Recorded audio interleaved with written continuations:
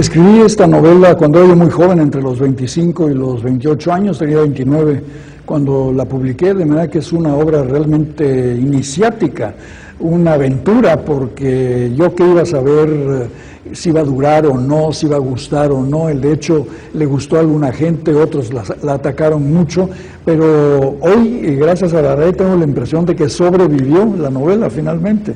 El mundo del campo y de la revolución, de los cacicazgos, pues ya tenía una obra maestra que se llama Pedro Páramo y que ahora había que ocuparse de una realidad que no había sido realmente tratada por la novela mexicana, que es la gran Ciudad de México, esta ciudad en expansión, cada vez más grande, que se nos presentaba como una evidencia.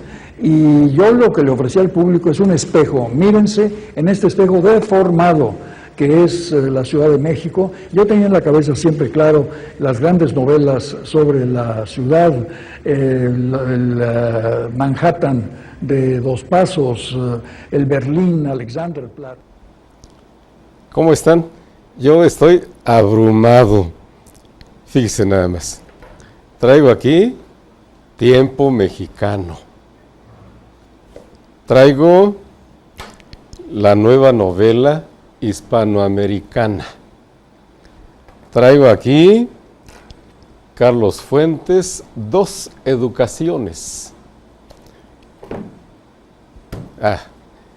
La obra que le causó furor al señor secretario, bueno, que en paz descanse el señor Abascal.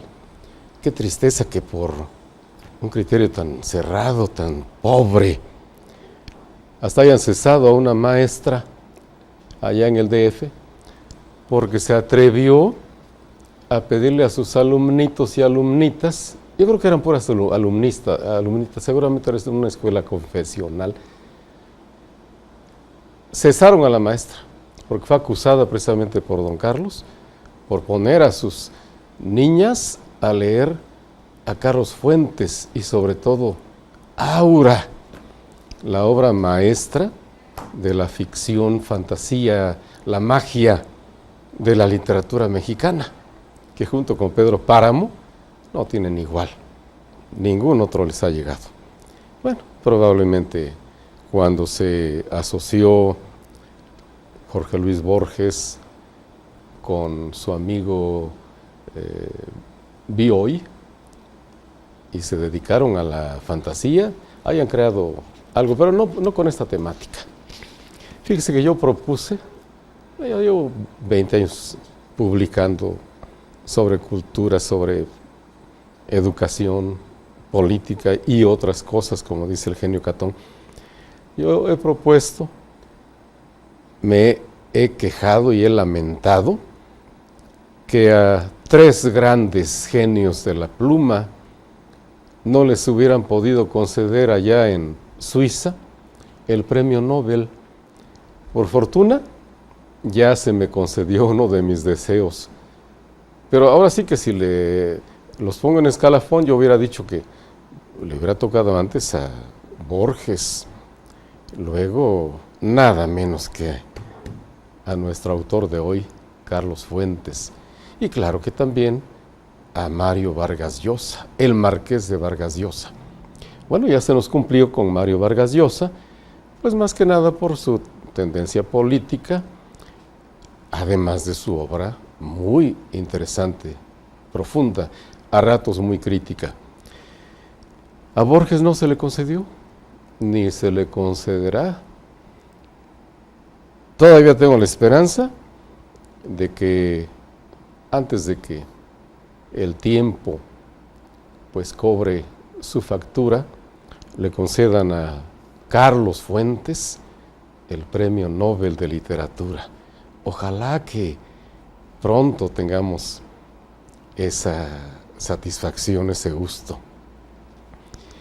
Pues yo no sé cuántas fechas nos vamos a llevar. No, esto es apenas una muestra de su gran obra, del gran ensayista, del gran novelista, del investigador profundo, del hombre preocupado por la historia de México, preocupado por los indígenas mexicanos preocupado a su manera, investigando de dónde proceden, qué piensan, cómo son y cómo somos los mexicanos en general.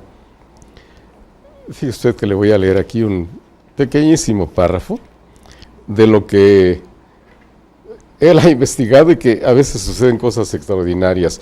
Ese es el libro Tiempo Mexicano, que pues entre otras cosas, entre otras conclusiones, nos ubica a los mexicanos, en general, no a todos, en una actitud muy especial ante lo que es el tiempo. Ya ve que muchos hablan de que hay que ahorrar para el futuro, de que hay que vivir bien para alcanzar una mejor vida en lo futuro, pero al mexicano no le hace usted creer en el futuro de ninguna manera. Hablo en generalidades, generalizando.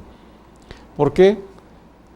Porque los mexicanos seguimos la idea de que la vida no vale nada, que ahorita el presente es lo único que cuenta. Pero vea usted una de las formas de pensar que se descubrieron, o que se descubrió allá en los años en que apenas los colonizadores habían llegado a nuestro suelo. Fíjense que, bueno, los misioneros españoles trataron de conocer al pueblo mexicano, a los indígenas, pero pues ni el idioma ni nada, mucho menos las costumbres, eran un canal de comunicación. Una vez construyeron una iglesia de Santa Teresa. Claro que los que trabajaron cargando las piedras, los materiales, pues eran los indígenas mexicanos, y los que construían pues eran los venidos de España. Por fin terminaron aquel templo con la cruz y demás, y empezó la obra de evangelización de los misioneros españoles. Y sucede que ya que terminaron, pues el misionero reunió a los indígenas. Le leo mejor. Un solo signo podía representar la misma promesa, anteriormente fracturada en las 1000 divinidades del viento y el sol, el agua, el venado, el perico y el matorral ardiente. Vea usted qué estilo, qué sapiencia de Carlos Fuentes.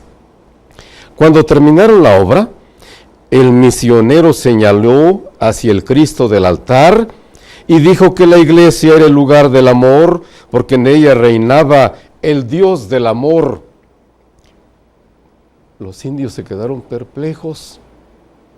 Así les llama, indios. Aunque ya sabe usted que hay el debate de que, ¿por qué indios? Si no eran de las Indias que buscaban los españoles, sino los nuestros serían indígenas. En fin, los indios así lo creyeron, ¿no? Pues el misionero dijo, he aquí al Dios del amor. Vea usted lo que hicieron. Entraron de noche a la iglesia y fornicaron al pie del altar con risas de pájaros y suspiros de cachorro herido bajo la mirada de ese Cristo torturado, sufriente como ellos. El misionero los descubrió, los amonestó con una furia infernal, y los indios no comprendían por qué el Dios del amor no podía ser el testigo del amor. Aquí inicia la novela de Gringo Viejo. Ella se sienta sola y recuerda. Bueno, de hecho está empezando al final de la gran aventura. La joven institutriz norteamericana, que por coincidencia también se sale de su país y se va a trabajar como maestra de algún niño adinerado de los hacendados mexicanos. Y en esas cosas llega a conocerse con Ambrose Bierce, el Gringo Viejo. Es una aventura maravillosa que usted tiene que releer conmigo. Aquí ya está recordando, aquí ya pasó todo lo que tenía que pasar. Ella se sienta sola y recuerda. Vio una y otra vez los espectros de Arroyo y la mujer con cara de luna y el gringo viejo cruzando frente a su ventana. ¿No le recuerda un poco a Pedro Páramo? Estamos viendo allá los espectros, los muertos vivientes. Vio una y otra vez los espectros de Arroyo y la mujer con cara de luna y el gringo viejo cruzando frente a su ventana. No eran fantasmas, sencillamente habían movilizado sus propios pasados con la esperanza de que ella haría lo mismo, reuniéndose con ellos. Los únicos momentos que le quedaban eran aquellos cuando ella cruzó la frontera y miró hacia atrás y vio a los dos hombres, el soldado Inocencio y el niño Pedrito. Y detrás de ellos, lo piensa ahora, vio al polvo organizarse en una especie de cronología silenciosa que le pedía recordar. Ella fue a México y regresó a su tierra sin memoria, y México ya no estaba al alcance de la mano. México había desaparecido para siempre. Pero cruzando el puente del otro lado del río, un polvo memorioso insistía en organizarse solo para ella y atravesar la frontera y barrer el mezquite y los trigales, los llanos y los montes humeantes, los largos ríos hondos y verdes que el gringo viejo había anhelado, hasta llegar a su apartamento en Washington, en la ribera del Potomac, el Atlántico, el centro del mundo. Y el polvo se esparció y lo dijo que ahora ella estaba sola y recordaba, sola. Lo dejo en sus pensamientos. En la próxima preciosa sesión con usted, amigo lector, vamos a continuar. Le digo que tendríamos mucho que ver. Por lo pronto hoy le agradezco y ya sabe usted que le extiendo mi mano, le estrecho la suya y le digo que lo llevo aquí. Por eso releo todo lo que puedo para venir a verlo y a que usted me vea y me escuche. Y lo llevo más a fondo, aquí, como a gringo viejo.